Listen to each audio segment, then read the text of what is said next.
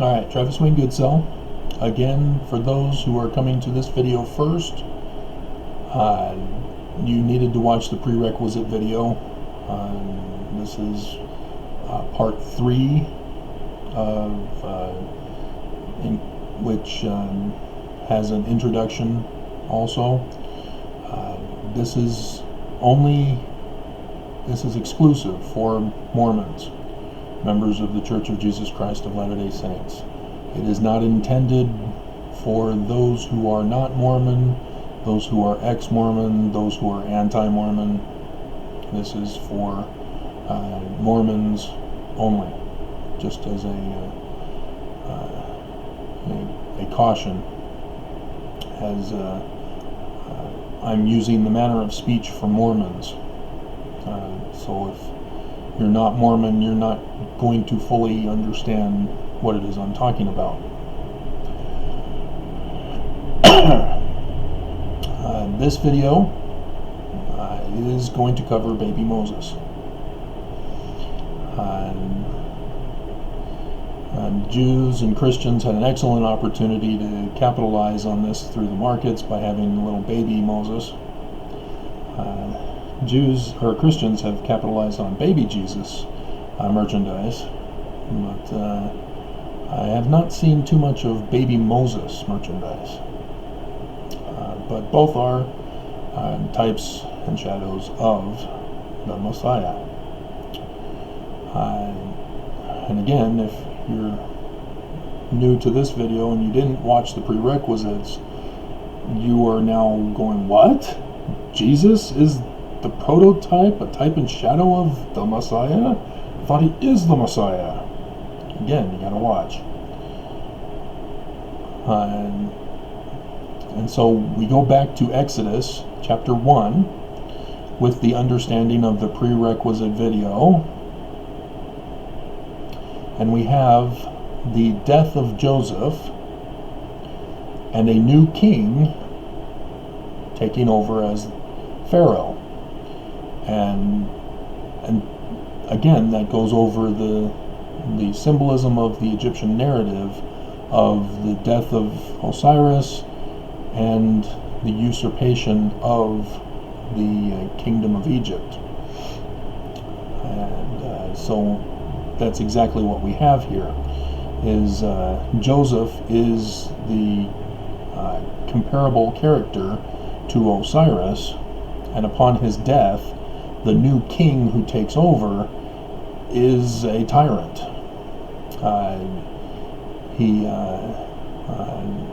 I'll read verse 22. And Pharaoh charged all his people, saying, every son that is born ye shall cast into the river, and every daughter ye shall save alive. This is how he was a tyrant. He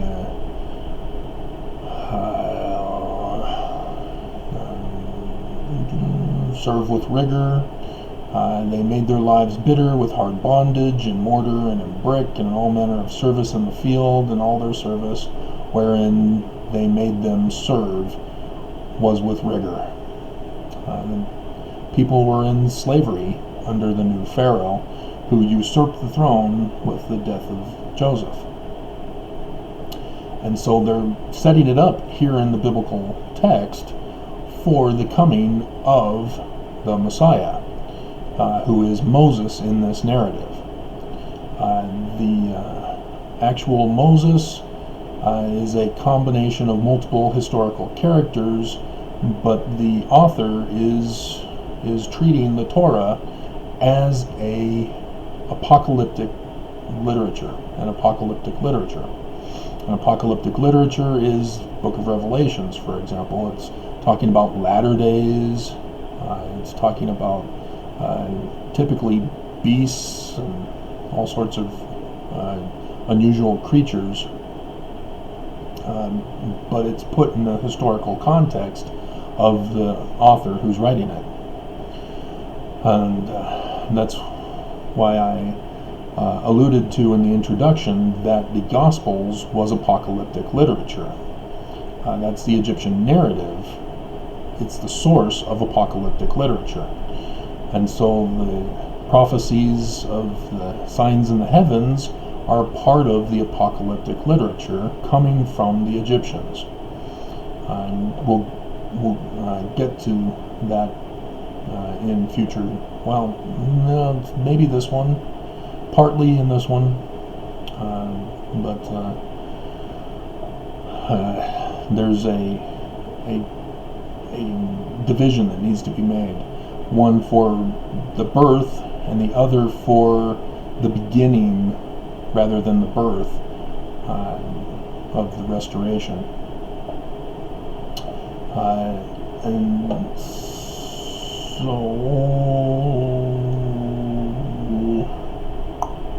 yeah, we'll do this first and then show the example of the flood. So we have Moses is born of the house of Levi, not of Judah. This is significant because it's a different person. Because you would expect that the person who restores the kingdom of David would be from Judah, as King David in the biblical text is said to have come from from Judah.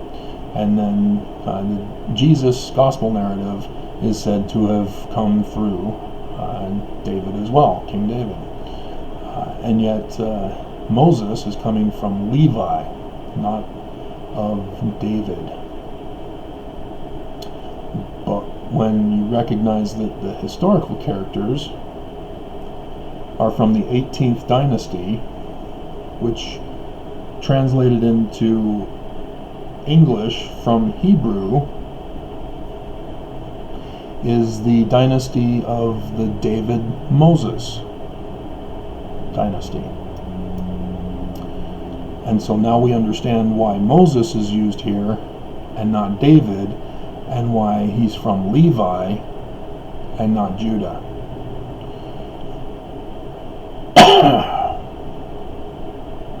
And so the baby is born. The Pharaoh has issued an order that no threats to my throne will remain, and therefore they have to be tossed into the river of Nile, which is symbolic of what was done to Osiris, as set through the body of Osiris into the river Nile. And the baby was from Osiris assembling the body of Osiris, Isis assembling the body of Osiris, and conceiving Horus. That's where the biblical author is straying from the Egyptian text that we're restoring here as I go through these. Let's see, and then the queen, as I indicated in a previous video, is the one who finds Moses, and as I indicated, she's not the birthright blessing wife. She's not the first wife, and therefore there's a debate over whether her son is to be the rightful heir, or if Pharaoh is to be the rightful heir. And that's why Moses confronts Pharaoh as Horus confronts Set in the Egyptian tale. And because they drew him out of the water. No, it means born in Egyptian. But that's the Egyptian creation story, as I told you, is that birth is drawing out of the water as the land emerges from the waters, just as a baby emerges from the mother's womb from the sack of water as the woman's water breaks. And okay, and so yeah, the ark that Moses is put into, it's similar to Noah. We can go back to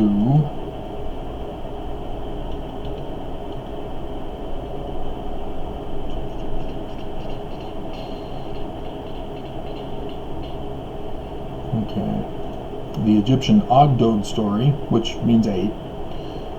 It's a creation narrative similar to the Genesis creation, in which land emerges from water.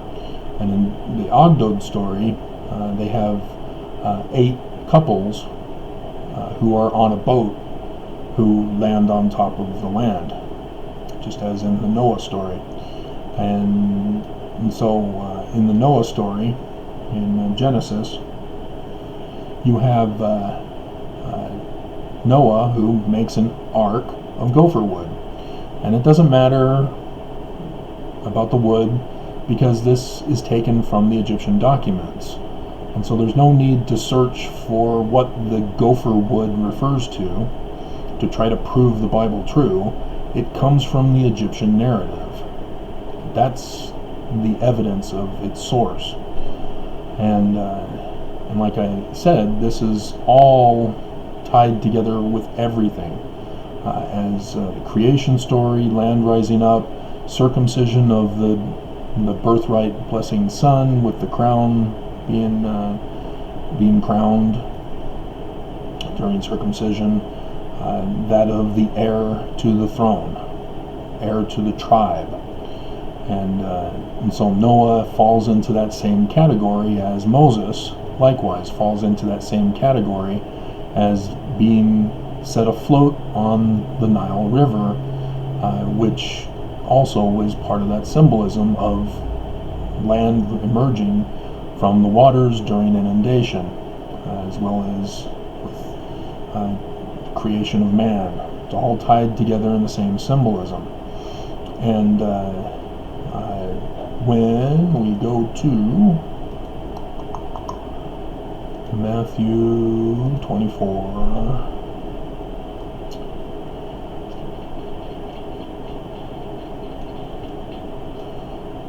okay,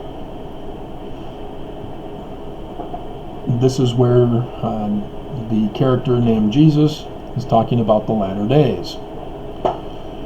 And in 37 of 24 of Matthew, but as the days of Noah, which is Noah, were, so shall the coming of the Son of Man be. How? Because the Messiah, notice it's Son of Man, not Son of God. Christians all claim Jesus Christ, the Son of God, is coming again, a second time, resurrected from the dead, coming to earth to establish the kingdom, to reign on earth for the millennium. Notice it says Son of Man, right there in Matthew, by the person who's supposedly supposed to be coming back according to Christian theology. And I read to you from Ezekiel 37, where the Lord calls Ezekiel Son of Man. He is a man. So too is the Messiah, just as the Jews claim. He's supposed to be a man. He is not supposed to be the Son of God. Now, in Mormon theology, yes, we are all sons of God, sons and daughters of God, and that has bearing when we get into the Genesis story where it says the sons of God married the daughters of men. And Job also, the sons of God go into the temple, and then we get the text of Lucifer talking with God. It's because it was a temple text. But as you can tell, Jesus in this chapter is talking about the prophecy, the narrative of the Egyptians, that a Messiah is going to come as Noah, because Noah is the Horus, who is the son of Osiris.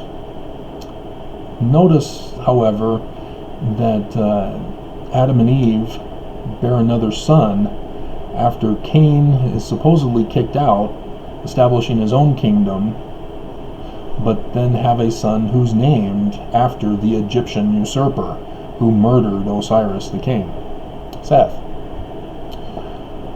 And then Seth is the father, generational father to Noah. Noah comes through Seth. Similarly, in the Egyptian narrative, even though Horus is the son of Osiris through Isis, the mother, the contest to restore the kingdom with Set, his uncle, involves a situation where Set is given a salad with Horus's seed, and Set gives birth to a branch. Remember the branch that I talked about? The cedars of Lebanon?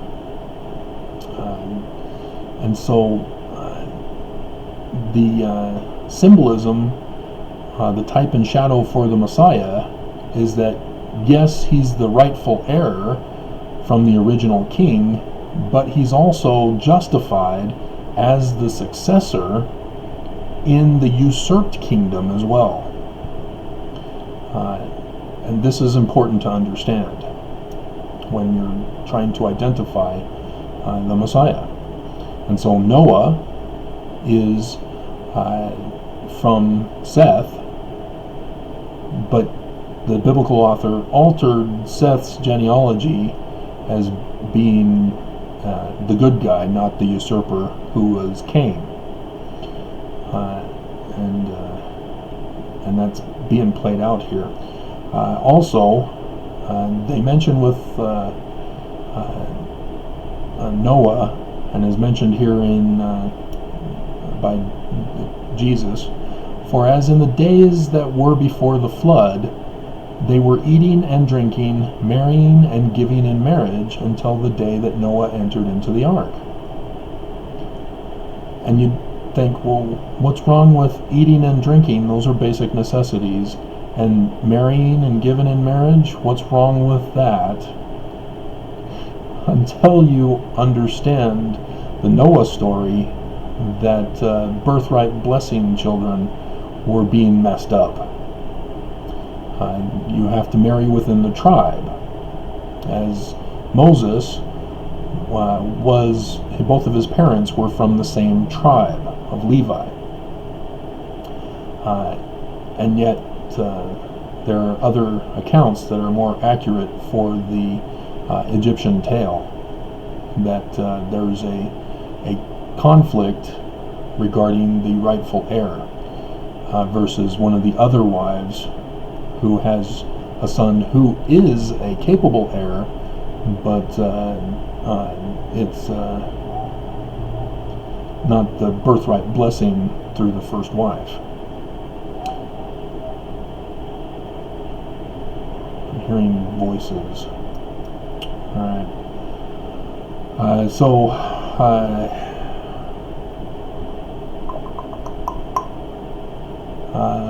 Should we go to Twig or Samson? Let's go to Samson first. Because marrying and giving in marriage is also connected to what goes on with Samson.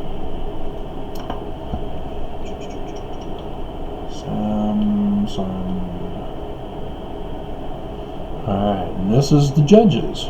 Now, Judges is also astronomical in that the constellation of Libra is the scales of judgment. And part of the prophecies for the latter days are signs in the heavens. Scales of judgment play a part in the latter day signs. And we'll see if we cover it or probably not, because that's more of the actual last day's battle for the restoration of the throne.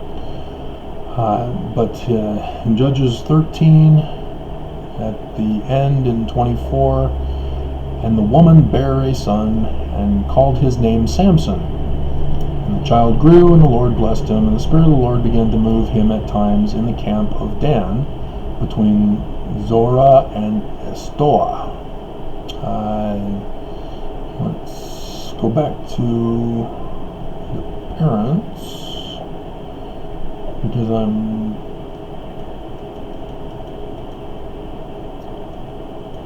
so Manoah is the mother.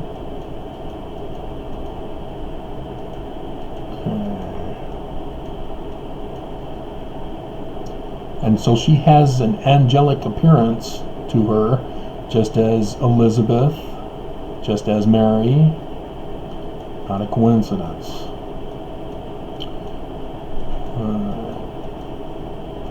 Okay, the man is from the Danites. There's Mormon Danites also.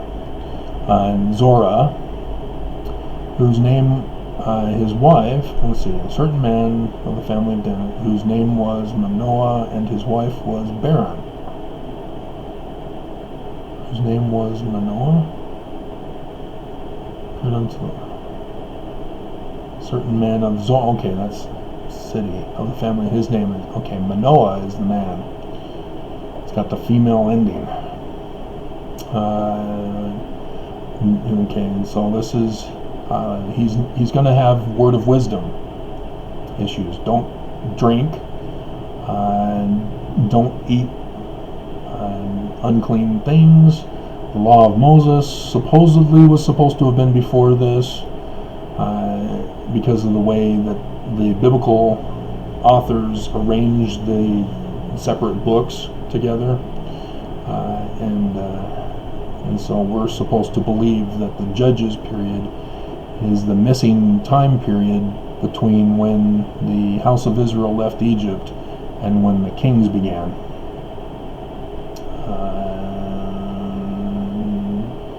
And haircutting is also involved. He's not supposed to have his hair cut, but this is prophecy of the Messiah, which is very interesting. Alright, and they don't say where the woman is from. The woman told her husband, angel of God, he conceived, bare a son, and Noah entreated the Lord. God hearkened unto Manoah. Yeah, they're not given the name of the woman. I thought they did.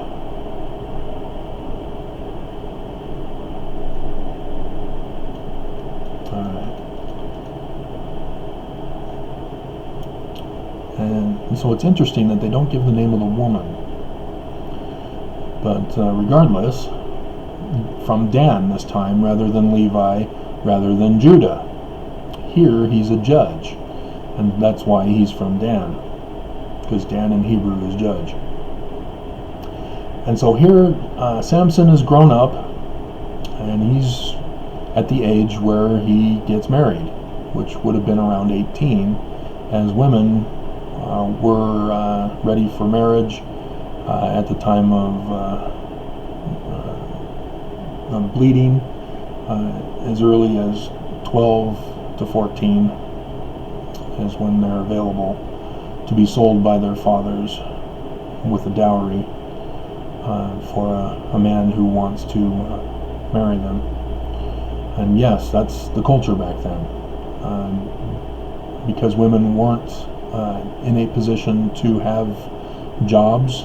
They were necessary for survival of the human race, so they were always having babies all the time, and they can't be working when they're pregnant. And so women needed to be taken care of. And so the system was set up for economic survival. And again, if you don't like the history, you can't just change it because you don't like it. He sees a woman in Timnath of the daughters of the Philistines. So notice, Samson is of the tribe of Daniel, the true church of God. And he sees a little cutie from the Philistines, who are the false church of God. And again, this takes us to the Noah story, as the sons of God marry the daughters of men. Seeing that right here. Those of the true church marrying those of the false church. And this has symbolism of the latter-day Messiah, as Samson, Sams, comes from the Hebrew word for son. The N comes from the Paleo-Hebrew determinative for people. It represents king, so it's the son king is what Samson means in Paleo-Hebrew. If it was a land, a woman in Timnath, if it were Timnathan, it would be kingdom of Timnath. That's how the determinatives worked in that language. And so, of the uncircumcised Philistines. Remember again, circumcision has to do with the birthright blessing son exposing the crown to be the heir to the throne. Uncircumcised means they aren't the heirs to the throne. They're the false church, the false kingdom. And Samson is of the true kingdom of the true church. But Samson wants to marry her because she's a little cutie. And okay, so then we need to get to the lion. Here we go.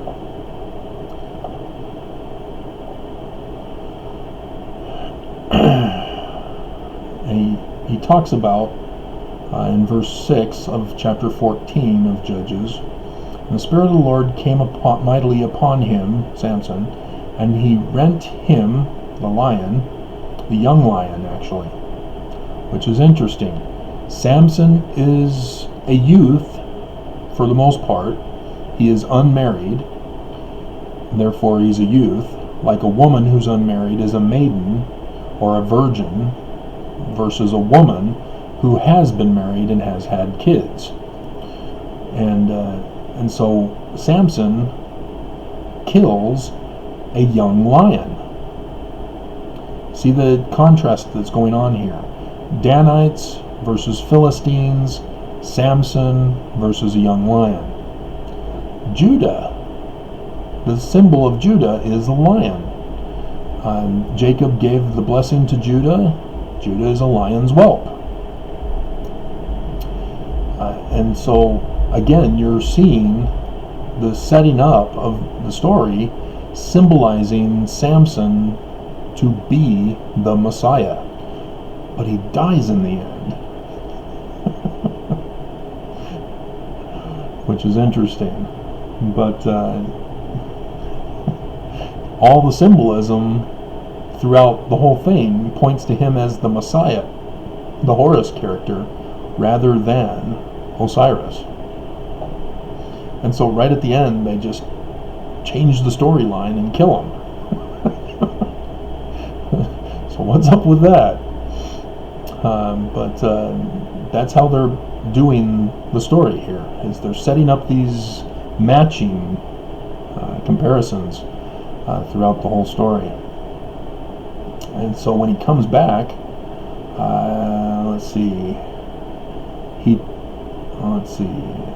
verse 8. And after a time he returned to take her. So the period of the engagement was finishing, and now it's time for the wedding. So he goes to get her, and he turned aside to see the carcass of the lion. And behold, there was a swarm of bees and honey in the carcass of the lion. He's going to a wedding feast, his own wedding feast, and stops to the deceased lion, the lion that is not authorized to be the heir to the throne, and there's a beehive in the carcass of the lion, and he takes thereof in his hands, and ate from the honey in the carcass of the lion. Mormons, what's at Temple Square?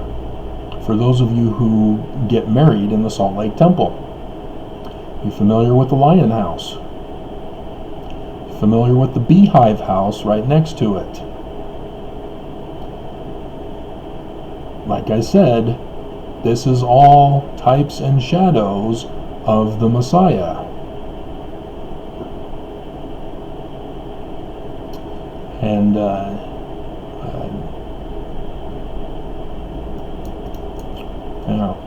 it gives you a clue about who to look for. And like I said, this is exclusive for Mormons. Anti-Mormons, non-Mormons, maybe even ex-Mormons who left early may not understand what we understand.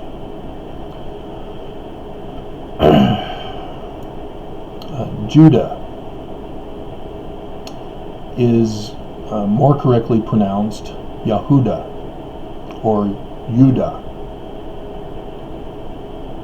Notice that it's phonetically the same as Utah. Not a coincidence. So, young lion, symbol of Utah, with a lion and a beehive where you can eat with your wedding feast. This is about the last days Messiah.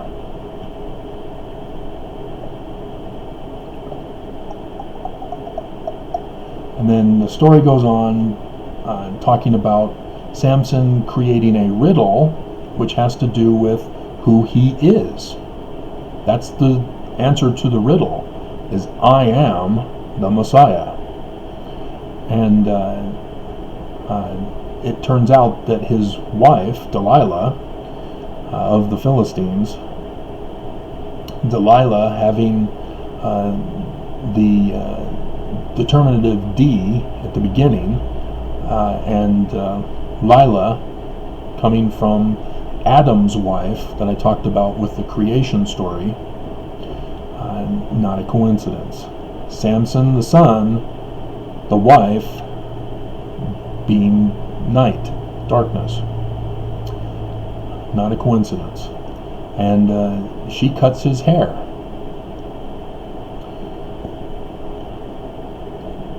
And he reveals the secret. She then rats him out to the Philistines, and the Philistines gouge out his eyes, as in the Egyptian narrative of Horus when he begins the battle.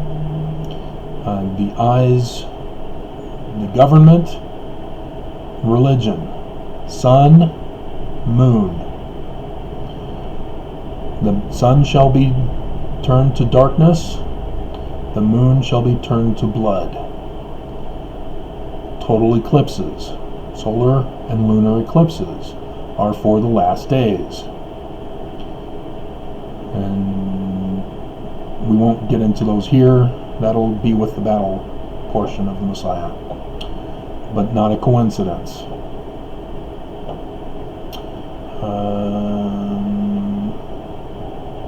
I already talked about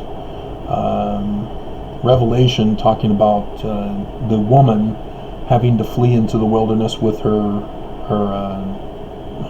conceived son in her womb, coming from the Egyptian tale. It does talk about his birth, though. It is not his actual birth, because it's referring to a time right after the sign in the heavens of the last day's battle, but for Horus to take back the kingdom from the usurper Set. And so if you've been paying attention to the news today, what are we witnessing? Eclipses, understood anciently, had to do with death. And as death, the usurpation of the authority, whether it's government or religion. And the last days involves a death of government and the religion of which particular land we're referring to. It's not just death, but also symbolism of collapse of the government, collapse of the religion. And as a result, the heir to the throne is the one to restore and set in order the government and the religion that have collapsed. And that's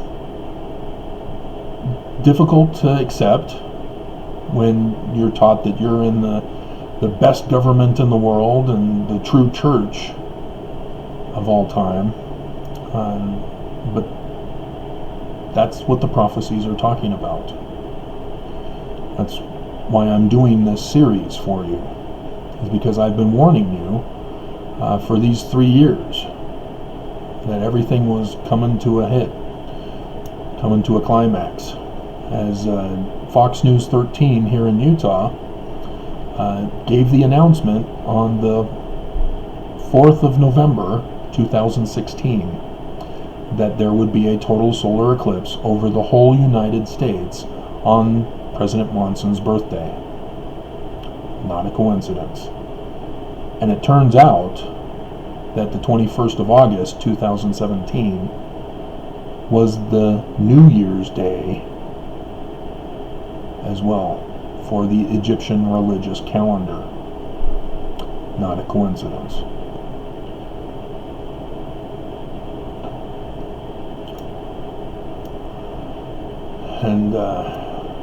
And so understanding that the sun darkening is the battle portion, not the birth portion, so that when the birth is described by John, he's not talking about a birth. That was a mistranslation. It's actually the beginning of the battle to restore the government and the religion. But this one's about the baby Moses. And we've already gone over Moses, and we've gone over Noah, how that ties in with the arks, and Jesus talking about days of Noah, and now we've gone over Samson, and we've tied it to Utah.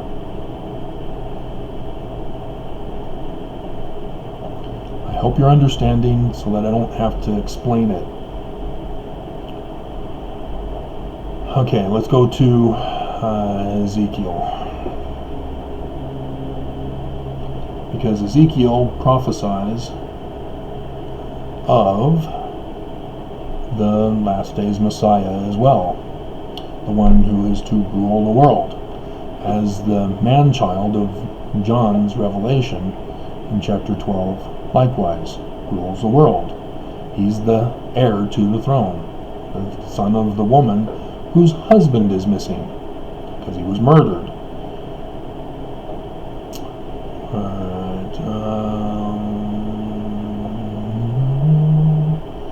Last days, the Lord will establish his covenant.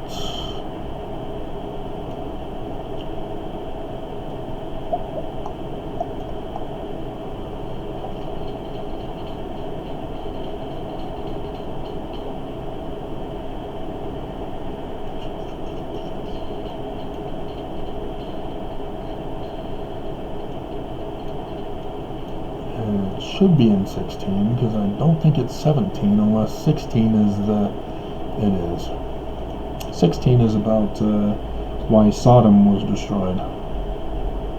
Yeah, 17 is the baby Messiah.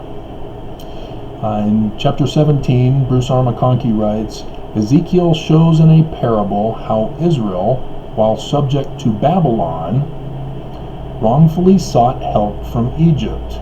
Yet the Lord will bring forth in the last days a goodly tree from the cedars of Lebanon. So Bruce R. McConkie does not indicate that he understands. He did the whole Messiah series videos, or books. I'm doing the videos. But he does not indicate that he actually knows as much as Mormon myth has perpetuated that he knew. Because Israel is subject to Babylon in this case, under Ezekiel. Turn to Doctrine and Covenants, section 1, verse 16. I've talked about this in other videos, but the Doctrine and Covenants was encoded in 1981's release of the Triple Combination with the footnotes. They forgot to put the actual word for the code word for Babylon. It still shows Babylon in there. Babylon has already been destroyed, but yet Joseph Smith is saying Babylon, which shall fall, would be destroyed. It's not Babylon. It's whatever the code word is representing for Babylon. And here, again, we have prophecy of Babylon being used as the code word for the latter days kingdom.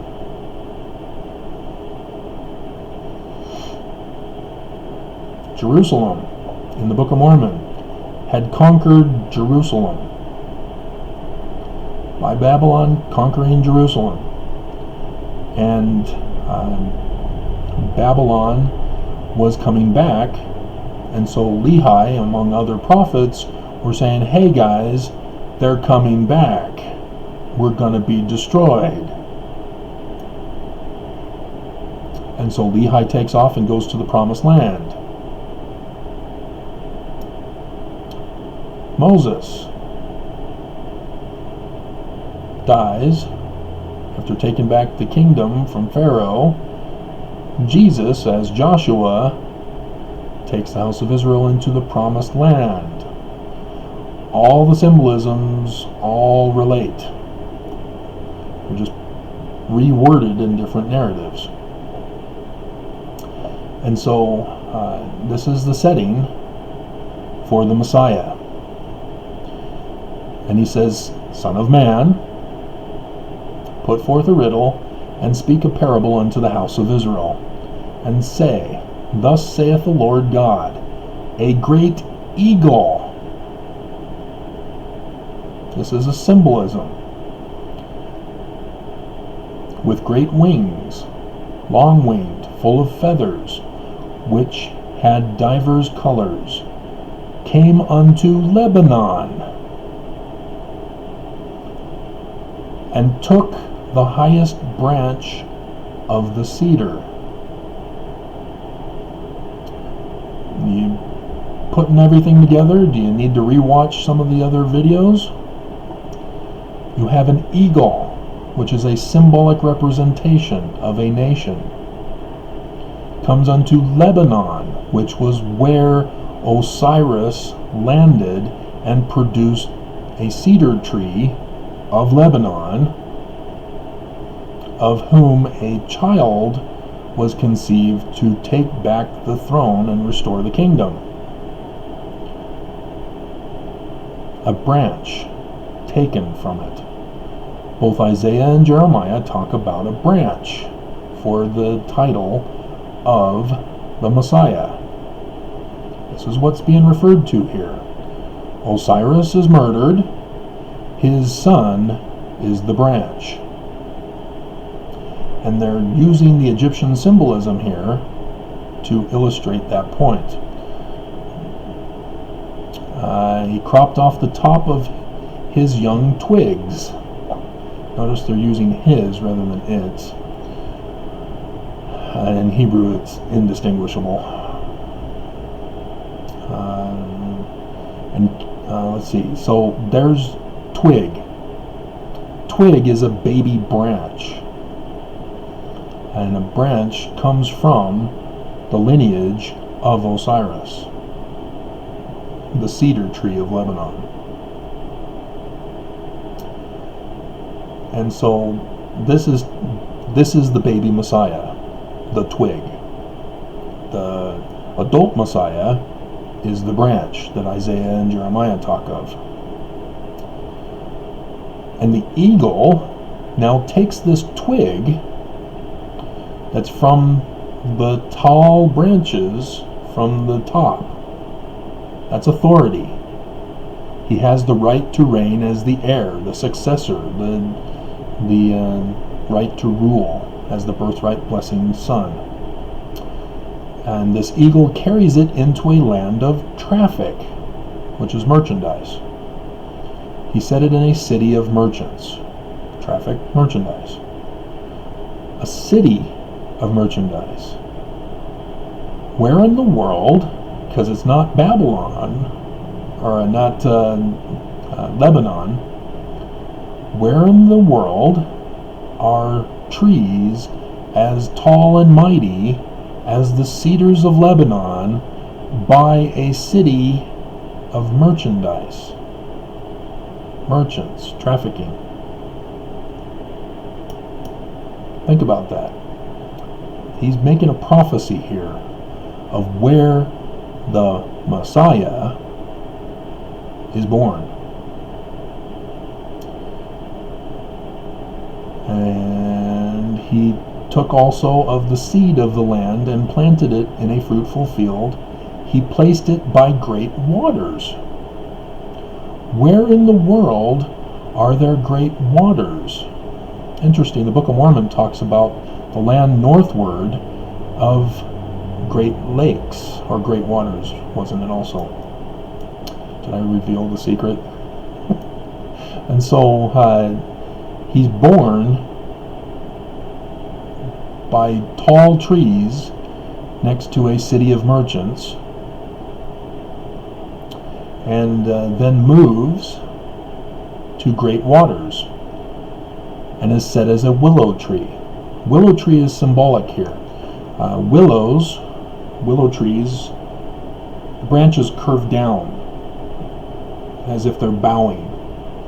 And so this is why in verse 6 in chapter 17 of Ezekiel, and it grew and became a spreading vine of low stature. It was plucked from the top of the mighty cedars of Lebanon, but becomes a symbol of a willow tree, which is low in stature. And so it's not a person that you would know. It is not the president of the church who is said to be in the position as Moses. It is not Mitt Romney who tried to run for president, because they're not low stature. They're high stature. You're supposed to be looking for somebody of low stature, which is hard to find because they're of low stature. You can't identify them because they're nobody. They don't get press coverage. They're not popular. They're of low stature.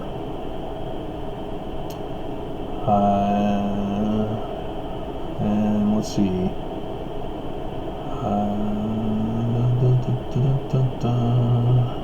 There's also more in this, if I can find it, because he travels again. He's in the city of merchants by the tall cedars, tall cedars, and then moves to great waters, and then he moves to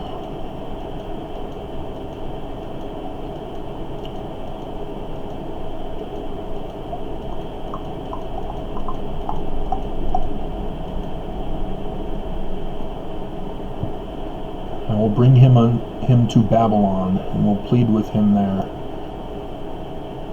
Interesting. Alright.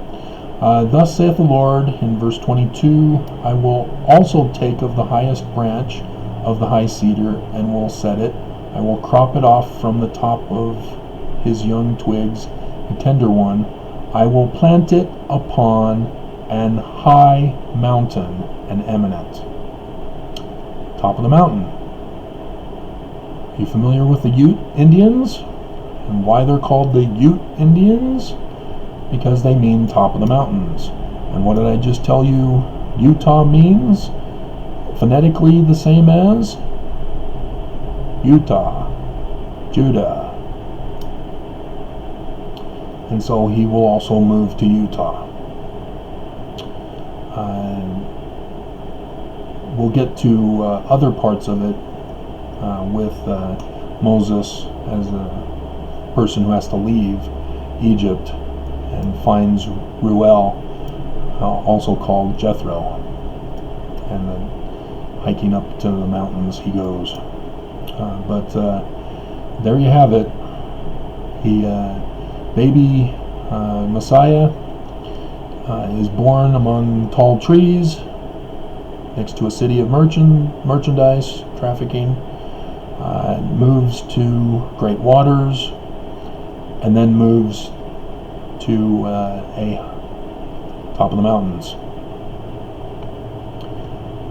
where he will get married, and his wedding feast will be at the Lion House at Temple Square. And he will be of low stature, so nobody will know who he is, because he won't be in the presidency, he won't be an apostle, he won't be a 70, he won't have leadership. He's low stature. He won't be recognized in government. He's low stature. That's God's miracle, because all these guys right here, those guys are all high stature, and the fate of America is in their hands right now. Remember, Joseph Smith said, the Constitution will hang by a thread. But he says, well, Benson is the one who says, the Constitution will not be saved in Washington.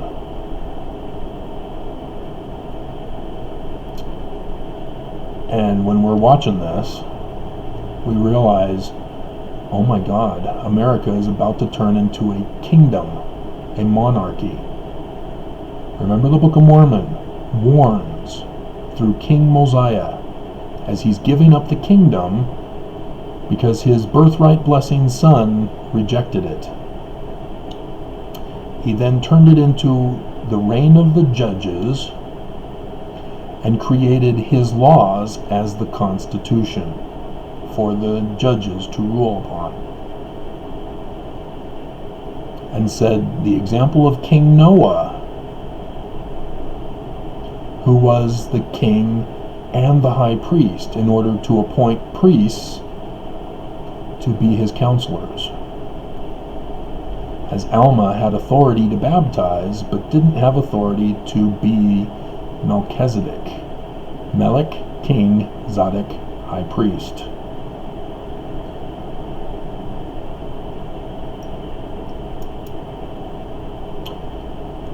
And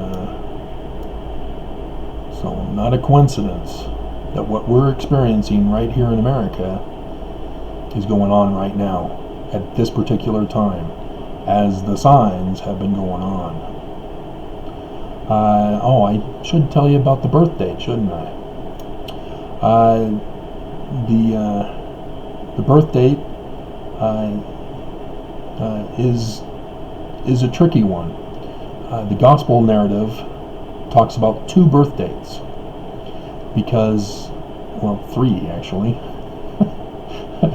One is December 25th, when they talk about the wise men saying, we have seen the star in the east, and we have come to worship the Messiah.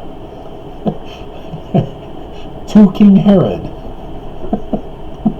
It's like, are you insulting Herod on purpose? And so again, Herod does the same thing that Pharaoh does. Not a coincidence. But that was the first birthday, December 25th. which is not the birthday. Then you have John's birthday, which again is not the birthday, even though it's September 23rd, 2017, the month after the sign of the battle. And that one also is identified in the story of Jesus as to Jesus being the son of the mother who doesn't have a father, as Joseph takes over as the father. And then you also have Abraham sacrificing Isaac, which is also another birth date sign, but no. That, however, that sign is why all religions of the world utilize the symbol of a partial solar eclipse, which everybody thinks is a partial lunar eclipse, with the smile of light with the darkening of the rest of the circle. Most people say, well, it's the horns of a bull or some such thing like that.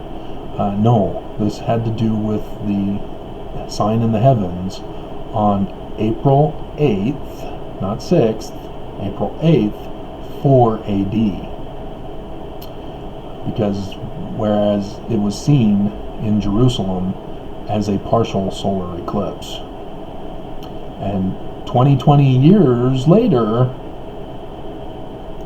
we get another one on the exact same day, just in a different part of the world, which crosses one that happened on August 21st.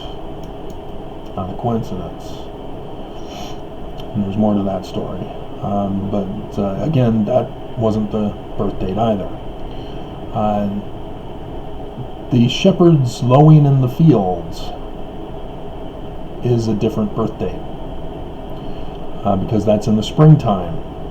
It's not during Christmas, and it's not in September, and it's not 4 AD. The sign has to be in the springtime. Notice Jesus is a fisher of men and has 2 fishes that is common as he breaks bread and the two loaves and the 2 fishes. Pisces, along with the house of bread. They're mixing the 2 signs in the heavens. The fishes has to do with Pisces. The 2 loaves is the Virgo, the woman, and her left hand carrying the sheaf of wheat, and the house of bread star, and thus the Messiah, the man-child, as John calls him, the male child, passes by that star as she gives birth. Jupiter hangs around in each constellation for a period of 9 to 10 months. And but the actual birth is during Pisces, and that's falls in the zodiac as the sun enters into Pisces during the latter half of March into the first half of April. So that's the time frame. So what other clues do we have for that? Notice I said that John's birth sign was the 23rd of September 2017. All you Mormon women, you should all know of the significance of that date.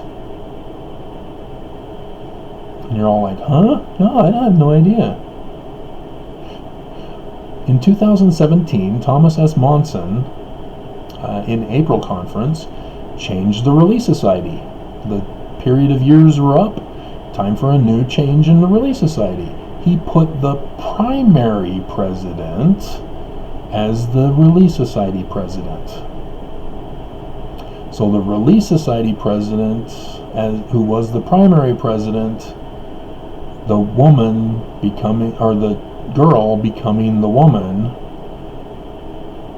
then gives her first conference as Monson joined the Relief Society with conference for the first time on the 23rd of September 2017. Again, that's not the birth date. But what's the anniversary of the Relief Society? 17th of March. That's during the time period of the sheep in the fields. That falls within the zodiac of Pisces. So can we confirm this? What other events occur on the 17th of March? Well, Thomas B. Marsh, who was the president of the traveling quorum of 12, the missionary quorum, was excommunicated by Brigham Young, who took over with Thomas B. Marsh's abandoning of the post. Brigham Young wasn't supposed to excommunicate him, but he did. Because Thomas B. Marsh didn't show up. So Brigham Young just assumed the position. Then you have St. Patrick's Day. As Mormons, we typically don't get involved with saints of the Catholic Church. Latter-day Saints. Christians who broke away from the Catholic Church started calling themselves saints. Certain Christian groups, not all. Joseph Smith's group was a part of those who like to call themselves saints, not leaving it exclusive to the Catholic Church to determine a few who are qualified to become saints. St. Patrick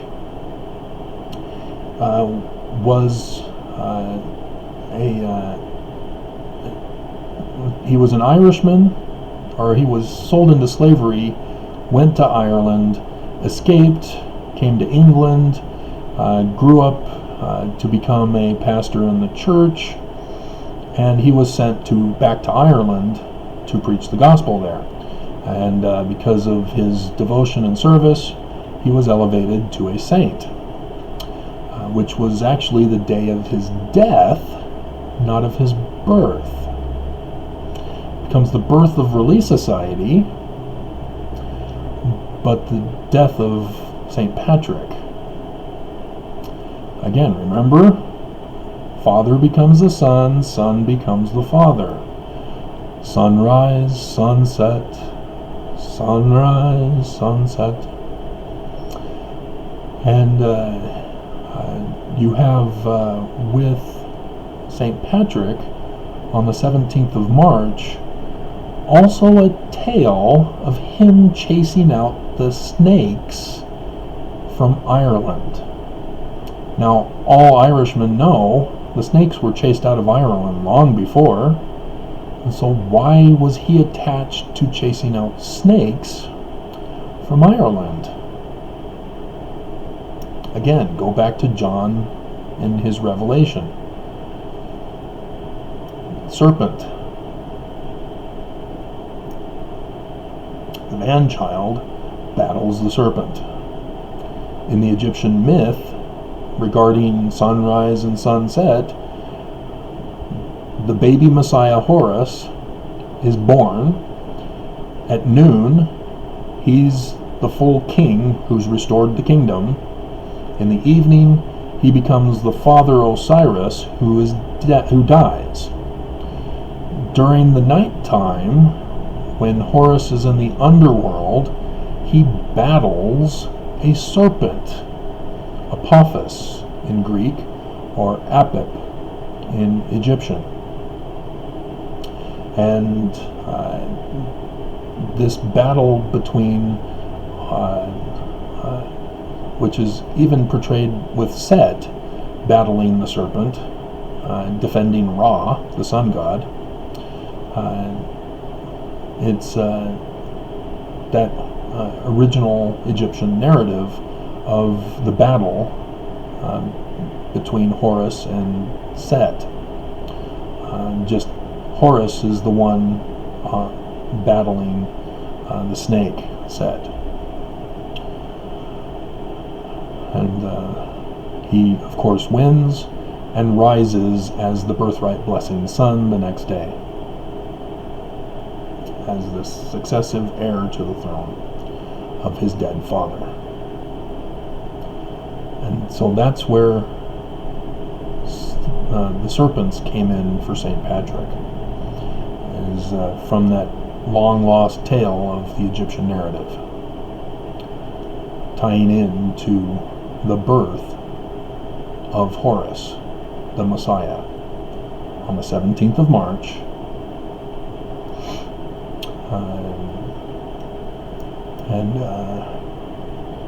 we'd have to go to Benson's talk in 1986. He talks to the Aaronic priesthood. So all those who were born between 1967 to 1973, 74, 73. So deacons to priests. So that's the time frame we're looking at, because he would be an adult right now, as the signs have all appeared for him to be battling for the restoration of the kingdom and restoring the true church.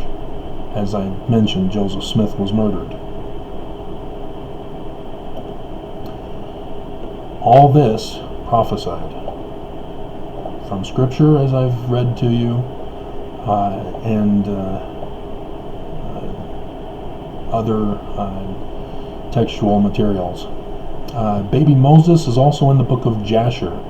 I know this is going on well past an hour already, but this is the big one. This is the baby. Everybody loves Baby Yoda, and everybody should love Baby Moses, or Baby Messiah. The book of Jasher talks about Baby Moses in regards to a coal eating contest. The Pharaoh sees Moses and is concerned because Moses grabs for his crown. And he's offended, wants to kill the baby. And his priests or whatever, they say, oh, it's just a baby, come on. And we'll do a test. We'll set out a burning hot coal, and then we'll have a gem or precious metal for him to choose from. If he chooses the precious stone gem, then you can kill him, because he's only interested in seeking for power and authority to usurp your crown. If he chooses the coal, then he's just a dumb kid who will get his tongue burned, which is why they put it in there, is because Moses talks about I am slow of speech. So that was an attempt to explain the biblical account of why Moses was slow of speech. Moses chooses the lump of coal that was burning, and is able to take it in his hands and not burn his hands to say ow and drop it. He takes it in his hands, so he must be scalding his hands as he then scalds his tongue as well. But they don't mention scalding of the hands, just the scalding of the tongue. And so that's another Messiah symbolism for baby Messiah.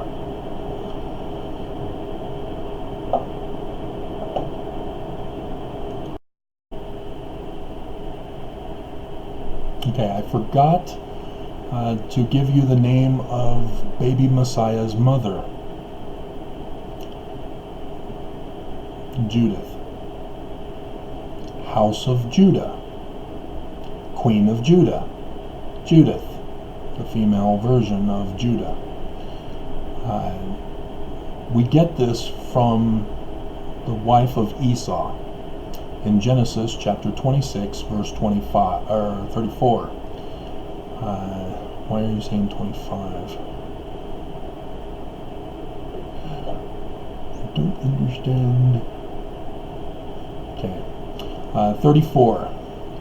And Esau was 40 years old when he took to wife Judith, the daughter of Beri the Hittite, and Bashemath, the daughter of Elon the Hittite, which were a grief of mind unto Isaac and to Rebekah.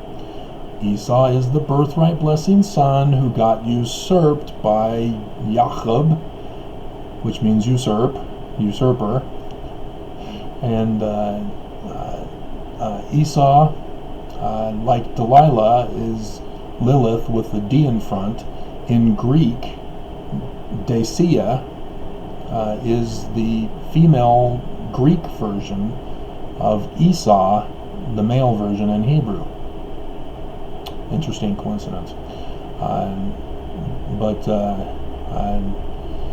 here we have Esau fitting the pattern of the person who's supposed to be the birthright, but it gets usurped from him. And then the true heir comes from both Esau and also Jacob. But Esau takes for wife Judith, which you'd think would be of the house of Judah, but she's a Hittite of the bad religion, the false kingdom. That's how you identify the name of the mother of the last days, baby Messiah, from the house of Judah, because that's where he's said to be prophesied to come from, the queen of Judah, Judith. That's simple. We don't say Judith, really. In English, it's typically rendered as Judy. So, just wanted to make sure that that was put in here. And again, I recognize more that needs to be put in regarding his name.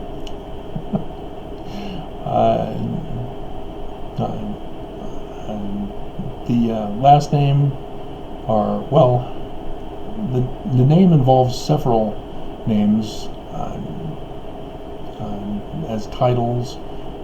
In our modern day usage, people have a first and a last name. The last name is typically the origin name, of which everybody is a part of that tribe. And so what you're looking for is sun god tribe, and the Ankh, which is considered the cross. He would have that. He would also be as Ezekiel lets us know about, he's a wanderer. As you hear Abraham, Isaac, and Jacob talk about being wanderers, that all comes from the Egyptian account of Horus having to flee in his mother's womb, with his mother fleeing into the wilderness. So they become wanderers. And so a pioneer, or somebody in a cart or a wagon type of thing. That's what you're looking for the name.